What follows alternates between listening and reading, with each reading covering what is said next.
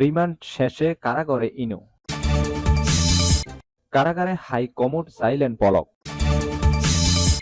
বগুড়া জেলা আওয়ামী লীগের সাবেক যুগ্ম সম্পাদক গ্রেপ্তার। সর্বশেষ জানাবো, বিএনপি নির্বাচনকে প্রাধান্য দিচ্ছে এমন ধারণা ভুল, বলছেন মির্জা ফখরুল। এতক্ষণ শুনছিলেন শিরোনাম, এবার বিস্তারিত। নিয়মিত সংবাদ ভিডিও পেতে অবশ্যই চ্যানেলটি সাবস্ক্রাইব করে রাখুন এবং পাশাপাশি ফেসবুকে নিয়মিত সংবাদ ভিডিও পেতে অবশ্যই পেজটি ফলো দিয়ে রাখবেন। রিমান্ড শেষে কারাগারে ইনু। বৈষম্য বিরোধী ছাত্র আন্দোলন চলাকালে রাজধানীর আজিমপুর এলাকায় শিক্ষার্থী খালিদ হাসান সাইফুল্লাহকে গুলি করে হত্যার অভিযোগে করা মামলায় জাতীয় সমাজতান্ত্রিক দলের সভাপতি ও সাবেক তথ্যমন্ত্রী হাসানুল হক ইনুকে রিমান্ড শেষে কারাগারে পাঠানোর আদেশ দিয়েছেন আদালত। তাকে আদালতে হাজির করা হয়। পরে মামলা তদন্ত কর্মকর্তা ও কোতোয়ালি জোনাল টিমের পুলিশ পরিদর্শক সাজ্জাদ হোসেন আসামিকে কারাগারে আটক রাখার আবেদন করেন। পরে তার প্রেক্ষিতে ঢাকায় মেট্রোপলিটন ম্যাজিস্ট্রেট মোহাম্মদ সেফুদ্দুল্লাহর আদালত সেটি মঞ্জুর করেন। এর আগে গত ৮ নভেম্বর এই মামলায় হাসানুল হক ইনুর ৪ দিনের রিমান্ড মঞ্জুর করেন আদালত। গত ২৬ আগস্ট বিকেলে রাজধানীর উত্তরা থেকে জাতীয় সমাজতান্ত্রিক দলের সভাপতি ও সাবেক তথ্যমন্ত্রী হাসানুল হক ইনুকে গ্রেপ্তার করা হয়। এরপর বিভিন্ন মামলায় কয়েক দফা তাকে রিমান্ডে দিয়ে জিজ্ঞাসাবাদ করা হয়। কারাগারে হাই কমোড চাইলেন পলক। কারাগারে হাই কমোড চাইলেন পলক।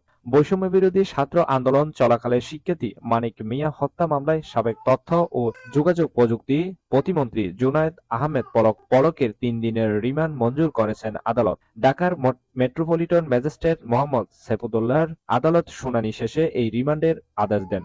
এর আগে আজ সকালে পলককে আদালতে হাজির করা হয়। পরে মামলার তদন্তকারী কর্মকর্তা ও শাহবাগ থানার উপপরিদর্শক শেখ হাদিউজ্জামান ৭ দিনের রিমান্ড আবেদন করলে আসামির শারীরিক অবস্থা বিবেচনায় তার আইনজীবীরা রিমান্ড বাতিলের আবেদন করেন। পরে শুনানিতে পলকের আইনজীবী ফারজানা ইয়াসমিন রাখি বলেন, পলককে ৪৬ মামলায় গ্রেপ্তার দেখানো হয়েছে। তিনি ৩১ দিন রিমান্ডে ছিলেন। গত ৮ নভেম্বর যাত্রাবাড়ী থানার এক মামলায় তাকে রিমান্ডে নেওয়া হয়। সেখানে অসুস্থ হয়ে পড়লে জরুরি ভিত্তিতে তাকে ঢাকা মেডিকেল কলেজ হাসপাতালে ভর্তি করা হয়। পরে দেখা যায় তিনি কোমরের ব্যথায় ভুগছেন। এই অবস্থায় তিনি ট্রাভেল করতে পারবেন না, লো কমোড ব্যবহার করতে পারবেন না, হাই কমোড লাগবে। পলকের এই আইনজীবী বলেন, বারবার সাবেক প্রতিমন্ত্রীকে রিমান্ডে নেওয়া হলেও কোনো তথ্য উদ্ঘাটন হচ্ছে না। শারীরিক অবস্থা বিবেচনা করে তার রিমান্ড বাতিলের প্রার্থনা করছি। প্রয়োজনে তাকে জেল গেটে জিজ্ঞাসাবাদ করা হোক।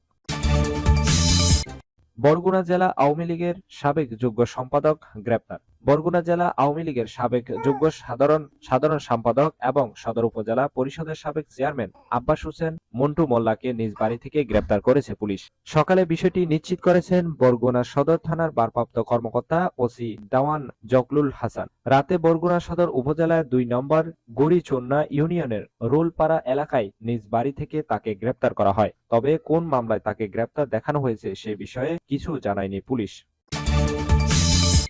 বিএনপি নির্বাচনকে প্রাধান্য দিচ্ছে এমন ধারণা ভুল, বলছেন মির্জা ফখরুল। বিএনপি সংস্কার বাদ দিয়ে নির্বাচনকে প্রাধান্য দিচ্ছে বলে যে ধারণা, তাকে ভুল বলে দাবি করেছেন দলটির মহাসচিব মির্জা ফখরুল ইসলাম আলমগীর। যুক্তরাষ্ট্র থেকে ঢাকার হযরত শাহজালাল আন্তর্জাতিক বিমানবন্দরে পা রাখার পর সাংবাদিকদের সঙ্গে আলাপকালে এমন দাবি করেন তিনি। মির্জা ফখরুল আরো বলেন, বিএনপি ২ বছর আগে সংস্কার প্রস্তাব দিয়েছিল। ন্যূনতম সংস্কার শেষ করে অন্তর্বর্তী সরকারকে নির্বাচন দিতে হবে।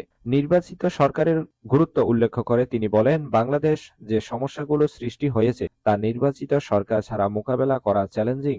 আলোচনার মধ্য দিয়ে ভারত ও বাংলাদেশের সংকট সমাধান করতে হবে। গত ৩০ নভেম্বর সকাল ৮টা ২০ বাংলাদেশ বিমানের একটি ফ্লাইটে লন্ডনের উদ্দেশ্যে রাজধানীর হযরত শাহজালাল আন্তর্জাতিক বিমানবন্দর ত্যাগ করেন মির্জা ফখরুল ও তার স্ত্রী। এই ছিল এখনকার সংবাদ। নিয়মিত সংবাদ ভিডিও পেতে অবশ্যই চ্যানেলটি সাবস্ক্রাইব করে রাখুন। সজীব চৌধুরী, বাংলা নিউজ 24।